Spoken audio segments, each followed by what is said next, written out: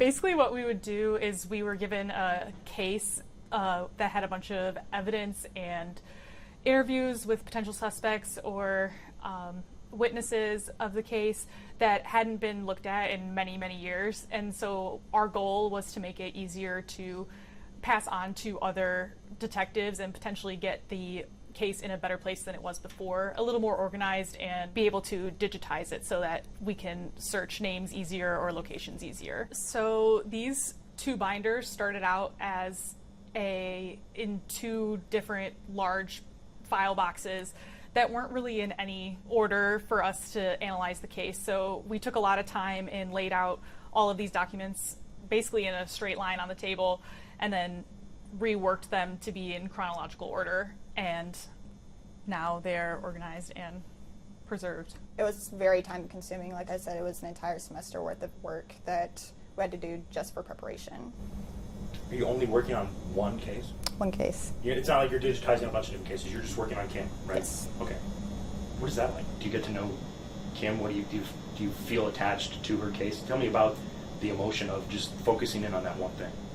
I feel like I definitely did, especially when laying out all the documents, because there were interviews with some of her family members where we got to know Kim a little bit more. And so when I would always stop to read things like that, because I wanted to know who she was as a person and not just another person on a page. I think I remember reading, like, you recognized a name. Like, just describe to me that moment when you connected two dots that might have been a potential break in the case. In February, they released that Charles Shaw, he was the person who was responsible for Kimberly's death, was responsible for a case that we thought to be connected to Kimberly's. And so as soon as that came out, we immediately switched gears and started focusing in on Charles Shaw. We searched documents and found that he was mentioned one time in our case. And after that, we created maps of any locations that he was pinpointed at, whether that was old residence that he was or where he worked in the past. And we found that those locations surrounded Kimberly's location. When the Shaw's name was announced in that other murder, was it a name you recognized already? Was it something you had highlighted before? Was it just, what was that aha moment like? I feel like it was a name that I had recognized before, mostly because I thought the cases themselves were pretty similar, so I thought that there's always an opportunity that could be connected. After we found out that Charles Shaw could be a suspect, again, we identified his locations on a map, and I think that was a big selling point of how we could build confidence and really talk our lab into being willing to test our evidence. And so you have to build a case inside of a case, and part of it was just being able to show people confidence in what we were doing and why we thought that Charles Shaw was connected to Kimberly's death. Like you were saying, you have to build a case within a case.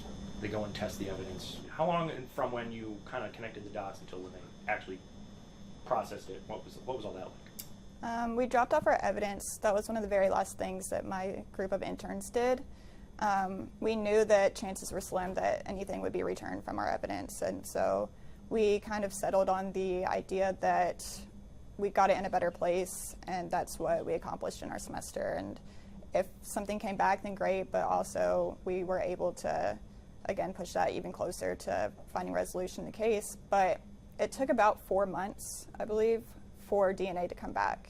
And whenever we found that, the connection between the DNA evidence and Kimberly's case, just the overall relief and excitement that we had. Tell me more about that. What was that relief moment like? For me, it was more being able to provide closure to the family. I got to meet with the family. That was one of my semester's goals that we were able to accomplish. You get handed a case, you want to solve it, but were you expecting to solve it? Was it even expected that you would solve it? And what was it like when you did finally get there? I feel like that's something that I learned over the semester, was that might not be my expectation is to solve it, but I did feel like a great deal of success in where we brought the case and handing it off to the next semester of students. I felt very confident that it could be solved eventually. So then when we did get the notification that it was solved, I was so excited and so happy that we could bring closure to the family and bring justice to Kim. But it wasn't the next semester. It was you guys, right? Kind Team of, effort. yeah. Yeah. They really do, and yeah. Tell me about the team effort. I just think going into it, we came, like you were saying, with these boxes, and they were just full of papers and organizing it. After a few weeks, it kind of felt like I don't know if we're making progress, we're just kind of organizing, but in reality, we were making a lot of progress, and Detective Rothman has reiterated that to us, and, you know, it's a team effort, but when we got the news from Detective Rothman, it was just huge, because you do get attached to these cases, and he said that would happen, and I was like, no way, but it did. So I was constantly thinking about Kim and her case, and so just going back to that whole team effort thing, and I think we all really worked together to accomplish this, and along with all of the former detectives and police individuals who have worked on this case for 40 years. Did you meet the family afterward? After it was put together? I did not have the opportunity, but I believe I met the family. Is there anything else you wanted to add about that? About what that moment was like? Like, I think it was maybe the first time in a long time that they had hope in our case and what we were doing, and that was super important to us and what kept us going. Solving the case, it's bittersweet because everyone wants to bring a guy behind bars and see that justice in time, but knowing that we provided peace to the family is ultimately our end goal and what we wanted, and to provide hope for other families too, that cases do and can get solved.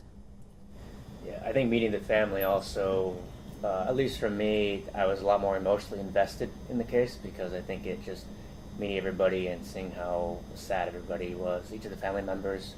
It was difficult, and I really wanted to solve it, so we definitely put in the work and made sure that we did everything we could to solve the case as quickly as possible.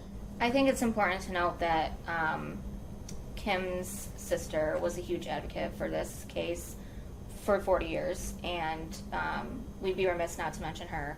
She's been amazing, and this has consumed her, rightfully so, and I think it's just good to honor her, and I think she's done great work keeping this case alive. I mean, that's a huge part of this, if your family's there to keep cases alive. For me, I just was really happy that we got the opportunity to give the family hope, and that it was being open. It wasn't just sitting on a shelf somewhere. And I know Detective Sergeant Rothman was communicating with them, letting them know we were working on it. We had students working on it as well. And for me, you know, it meant the world to see them when they had the news, the photo they took with Detective Sergeant Rothman, their smiling faces. It just made it feel like all the work, and, you know, it was very overwhelming when we first started, but it was all worth it.